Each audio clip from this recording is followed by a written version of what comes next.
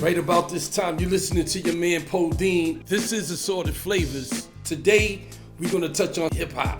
I got your man, the coolest of the cool, in the building. My man DJ Red Alert. Y'all check us out. Listen here, man. I'm happy. I'm still do what I do, man. It's the Red Alert, everybody. What's going on, boy? Ain't nothing, baby.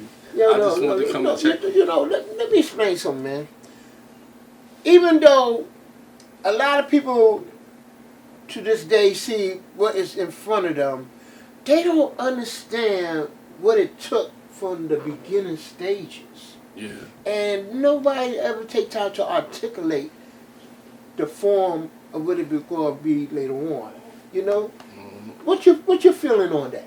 Well, me from the beginning, a lot of people don't know the fact that when it came to music, you was there. They know you was there, but they don't know the weight that a lot of the DJs carried when it came to music. As it is today, they call it, the rapper is more like the top dog, but the DJ was the one that held all the weight. He the one that put the whole program together. He did what it takes to make it happen. Do you feel that because when the recording field start taking place that they emphasize and look more closer at the person who's behind the mic than the person behind the turntables?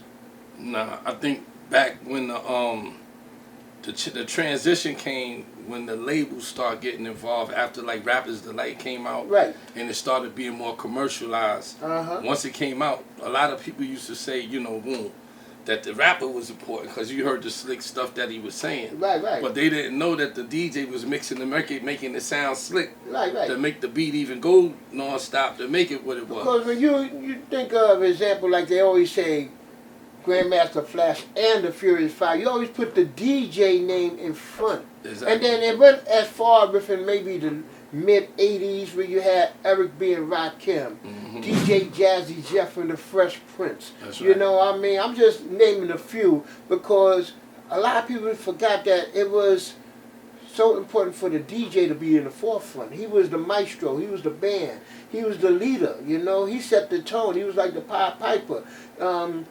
The person behind the mic, who they call rappers today, we was calling them MCs, the master of ceremony, the host. He was helping accommodating the DJ, but it turned around once the recording field, the labels and everything started taking place, and they pushed the DJs in the back, and sad to say, even to this day, a lot of them don't even have DJs. Yeah. Let me just touch on something real quick, because this is very important to me, especially speaking of Red, my man. Back in the day, because I have a higher respect for a DJ than I do. Not that I don't have respect for rappers, but for a DJ, I have a high respect because I was there and I watched what it took for y'all to get to that level. Like far as I remember when everybody used to go to downstairs record store to get the records. Downstairs records. I remember when it was important for a DJ to have a different beat than the other DJ. I didn't want to play the same records. It wasn't controlled by the radio station. Right. And it was always the DJ came up with the concept because that's what made you special with the stuff that you played. Like when you hear Trans Europe Express, you would have never probably heard Trans Europe Express on the radio. Not at the time. Right, back in the day, you wouldn't have heard that. Not at the time. That mixture of music because the DJ that was going to the store was going down there finding the records. Right. It wasn't something that was brought to the table. Not only that, I think that because at one point in time, when you heard a certain record by a DJ, it represented that DJ. That the other DJs had their own sound. This DJ had a sound different from the next person. Which, later on that everybody started capturing and having the same sound. But when you heard that certain song, it represented that DJ. Right, like Flash. Right. He would play that record. Children growing, women producing, men go working, some do stealing. And then you would hear him play the Mardi Gras behind it. Right. And you would know that was his patented song, just like you would know your man Bambaataa, he would do like... It walks like sex, it talks like sex, it's just like sex. He had all of that strange type of music. But, like each song identified them or who they are, what they represent. Exactly. How efficient was you feel that when Herc came out with his sound that was different from everybody? Because I know he was in the forefront before everybody in the beginning. Yeah, well, I grew up in Herc Building. just to Okay. give y'all a little understanding. Okay. I grew up in 1520, where they call the home of hip hop. Oh, I want to You hear know, more about this. I lived on the 3rd floor. Herc lived on the 2nd floor. Okay. So my mother used to be tight because he was playing the music all loud when she was trying to get sleep. Mm-hmm. But we loved it. So I knew everything. I used to carry his crates. What I feel about Herc and about the hip hop and the start in the beginning Right. is that Herc brought a sound that was different than anybody else could. He mixed 2 records together and made it sound like what it did. Right. But because he did that and the way he carried himself, he was a big dude. Right. So he had his structure. He was more like a promoter, a sound man, and a DJ. Oh, he was all in one. Yeah, he did the Oh. whole package, and he had a team. So he had he had Clark Kent, he had Coke Rock, Mm-hmm. he had Timmy Tim the Man Supreme, he had the Twins. Those are my mans and them. They come from the 9 Claremont Right. Projects and all that. Shout out to them. Right. And from being at the beginning, I was just fascinated because I just seen that whole thing just develop. Right. The way hip hop started it was a lovely feeling. It was Mm. crazy, and he did a lot. I got to give him his props. You know what I'm saying? That he did what he did. Now, my experience from Kool Herc, because I went to DeWitt Clinton High School. Mhm. During the time I was going to DeWitt Clinton High School, you know, I went in the era where it was all the gangs. You Yeah. can imagine being an all-boy high school. You got a Spades. dozen gangs. Ghetto You Brothers. know, Ghetto Brothers, Skulls, Nomads, the Javelins, the Bachelors. I mean, the list is long. Mhm. But after it died down, you know, then I started hearing the elevation of, you know, everybody kept saying Herc, Herc, Herc. We all went up to our very first Kool Herc party, and that was up in 174th off of Jerome. It was called the Twilight Zone. Mhm. And we went up there, and I was fascinated because, you know, in your mind, you thinking about you had to be well dressed, you had to be decked out, you had to be, you know, the appeal that you always heard the stories from your elders. But it was just as it is. So when I stepping in, and I wanted to go all the way to the back, not knowing I was running right into where the guy, big guy, behind the set with another guy next to him, they orchestrating the music. Mhm. But as they orchestrating the music, I'm not hearing your average music that you hear on the radio. I'm like, yo, what kind of sound is this? And every time he play a certain sound, when it get, well, I heard it used to be called the get down sound. Everybody would form a circle and people would go out there and start doing their footwork, not knowing what they was doing. Now, this is all new to me. You know, because once again, I'm coming from Harlem. You know, I'm coming with the smooth, suave, Everybody pretty boy, you know, smooth, and then, yeah, you know, I'm trying to be coming fly. to the edgy. I'm like, yo, what's happening here? But I caught on to it and I caught the bug. That's As what's I up. caught the bug, before you know, I'm going, checking out Herc from Twilight Zone to the Hevalo. From the Hevalo, I'm going to the Executive Playhouse. Many a times I know he was doing high schools like Roosevelt. He was doing Dodge. I heard that, well, I know I've been there once, but outdoors, it was over there on Cedric Avenue. Right next to the building. Yeah. Right next to Used to live in that park. Yeah, you know, so I mean, I was just always hearing about it, and then I started following him. Not knowing that the people who was in the same place with me was going to become the same I became later on. Now, I didn't know Flash at the time. I didn't know AJ at the time. I didn't know Gene at the time. Mm-hmm. We all identify each other by our face, but we didn't know each other. And we became students Yeah. and become DJs later on, That's what's up. you know. And then now we going after with the sounds that Herc was portraying, but we now starting to learn how to go after our own sounds, you know, where we felt was catchy for our audience, you know. So that's one thing I have learned about that. But the B-Boys, tell me about the B-Boys. I want to hear more about them. Well, let me just give you a little something. The B-Boys back in the day, I used to be watching the B-Boys. I used to watch them when they used to come through because Herc had the Twins. And everybody started talking about B-Boys and breakdancing. They made breakdancing more popular than the B-Boy. For the simple fact that, to me, a B-Boy was more orchestrated in his moves. He did it at a certain tempo, like he did it to the beat. Right? A breakdancer just broke, just flipped, do whatever he had to do. Not that it It didn't look became more acrobatic type. right. Okay. It wasn't like a choreographed type situation like you went home and you thought about what you're gonna do to the record. A lot of people don't know the difference between a b-boy and a breakdancer. So they be seeing breakdancers, they be saying, "Oh, he a b-boy." He got some of the b-boy moves. Right. But he's not a b-boy. Official b-boy is some of the cats that was dancing. They'll dance the whole 7 minutes. Now, like I say, I started becoming a student going to Herc parties.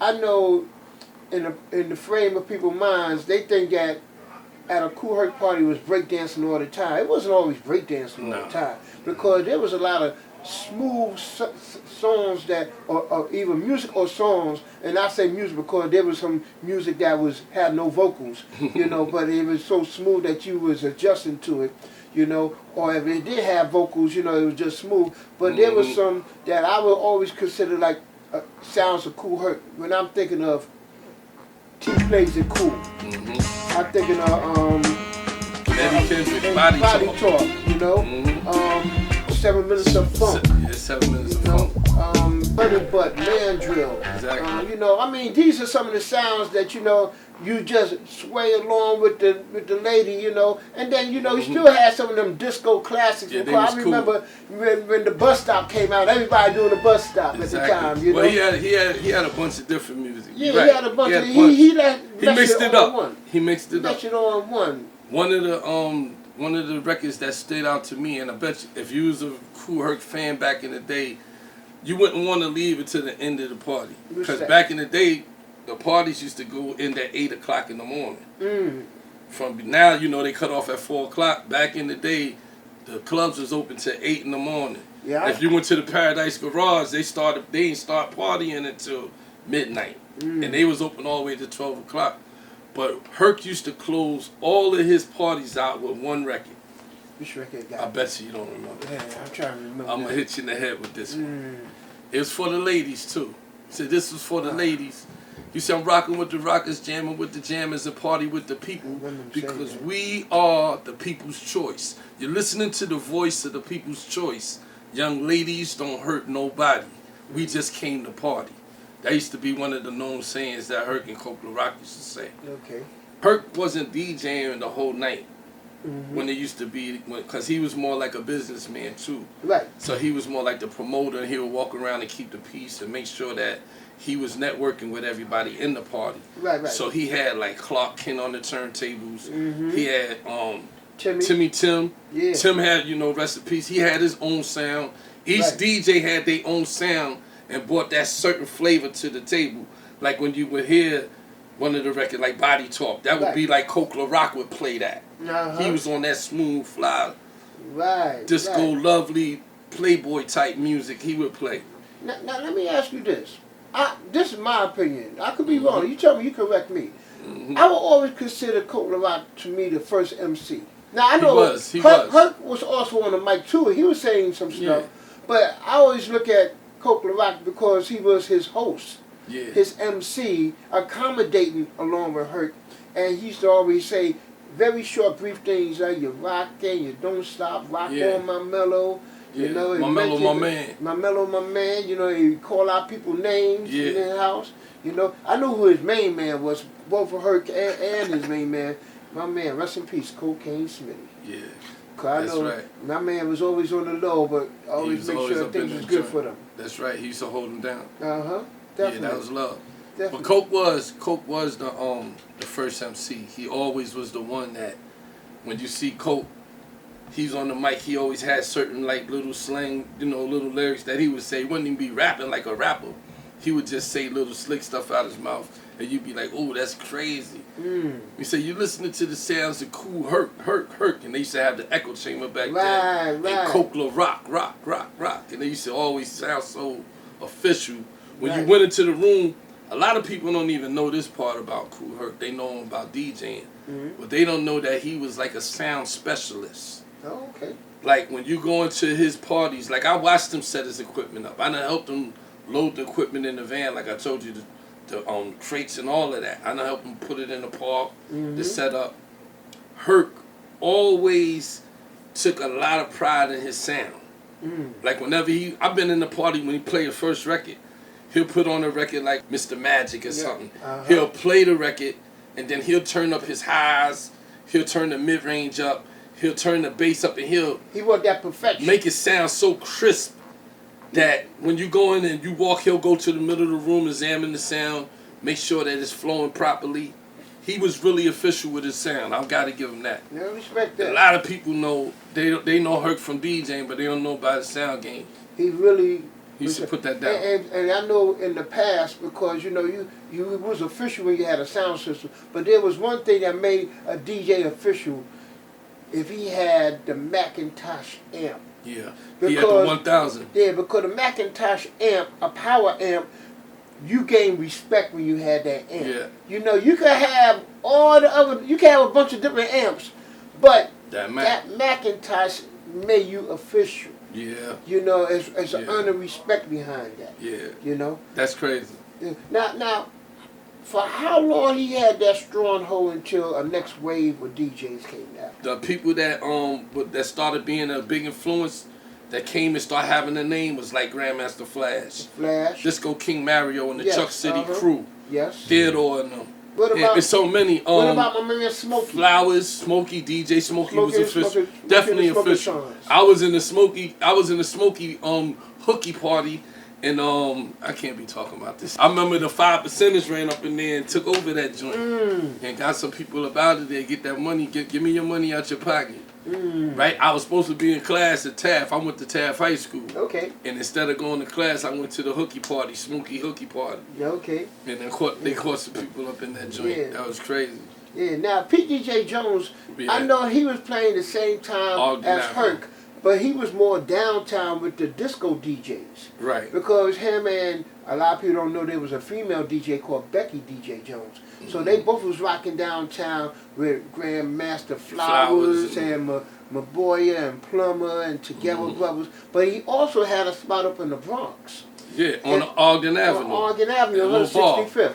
If he didn't do that, I remember he used to DJ at the Cadet Corps on 170th in Right there Jerome. on Jerome. Right you there know? under the train. Right, so I know who he had started coming up around with him later on was Lovebug Starsky. Now, what I always learned about Lovebug, because when I was saying the next wave, even though he got involved with PDJ Jones, but he also got involved with DJ AJ. Junebug. No, AJ. AJ first. AJ Starsky, first, you talking yeah. about a June? Lovebug Starsky. Lovebug No, I'm Starsky. talking about Pete DJ Jones was with Starsky. I mean, Starsky got with him. Right. And then Starsky got with AJ. You got with AJ. Okay. I think around the same time he was bouncing, because he was more within the dance disco craze, but he got also to the hip hop craze. So he bounced it off. Because Lovebug used to be with AJ over there, the E. Morehouses. It Right. was Lovebug, AJ, and Kenny G. Okay. And then within afterwards, I forgot when the fever started taking place. Yeah, I because think but it started like around 78, 77. 78, Because the 79. fever, because when you were saying change over, because to me, the fever was still a part of hip hop at the beginning, but it was more hustle, Right. orientated, street fly type. And you had to be music. drugged, you had to Yeah. be groomed and everything. Yeah, you had to be official, you had to get dressed Because up. 2 places I know you had to be well groomed that you can step into. That was the Fever and 371 371. Club with Hollywood. You know. You seen me around, and you know, what do you think that I can bring to the table? You know, as far as with Your presence. my relationships with people and artists and. Well, I'm not saying it because you're my man and I'm in front of you, but your presence always stand out throughout a period of time. I mean, who don't know you and you well received. So, you know, with your work along with your presence, I know it can go far, man. Just keep pushing along, man. I can see it. You know? Now, I'm amazed finding out later on that all that work that was presented of Rough Riders was you from behind the scenes. But, you know, every time we look at you, you be like, yeah, I'm alive. But, you know, it's like, look, man, no hands while I'm making it work. So that go to show you what you've been doing has been efficient. So just keep going, boss. That's what's up. Uh-huh. Yeah, I appreciate that. I love you, man. All day, Always, man. man. Respect. I appreciate you holding me down, giving me a few minutes of your time. You know, it's Uh-huh. always love, man. Yeah, Lord, y'all got I got the joints? coolest of the cool right here, my man Red. You know what I'm saying? He's the best that ever did it. If he ain't in the game ain't on. Woo. Believe it. You just got finished watching me and DJ Red Alert talk about hip hop. Check out Assorted Flavors. We're gonna give you more dope interviews, some of the craziest I mean, the craziest dope music, and also we're gonna talk about these trending topics. Y'all check us out. Sorted Flavors. We out of here.